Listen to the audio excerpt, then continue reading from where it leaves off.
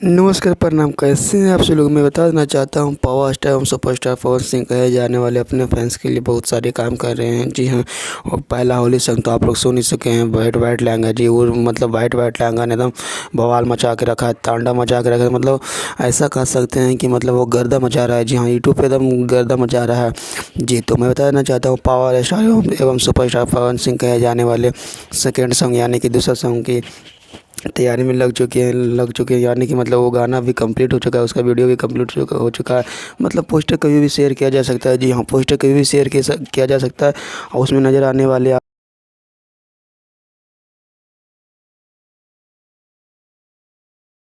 बच्चन जी जो पहला गाना लिखे हैं वाइट वाइट लहंगा। जी हाँ, तो उस गाने के भी लिखे हैं जय बच्चन जी, उन्होंने खुद बताया।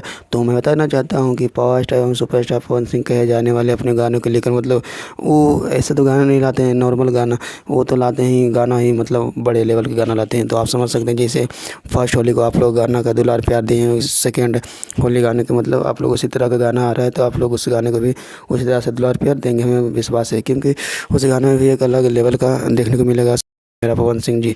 तो आप लोग समझ सकते हैं भोजपुरी में कुछ अच्छा हो रहा है जी।